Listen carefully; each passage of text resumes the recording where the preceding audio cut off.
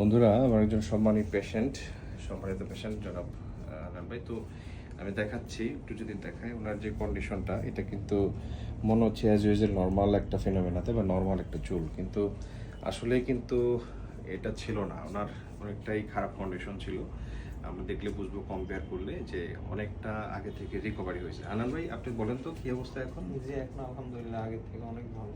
অনেক ভালো, কিন্তু পেশেন্ট নিজের মুখেই। আমি যদি দেখাই, আমি ওনার জন্য যেটা করছিলাম যে পিআরপি চিকিৎসা, মাসে একটা মিনিমাম 6 মাসে 6টা, এটা পেশেন্টের রক্ত দিয়ে কিন্তু তৈরি করা হয়েছিল। সো যাচ্ছি ভাই, হ্যাঁ, বিসমিল্লাহ রহমানির।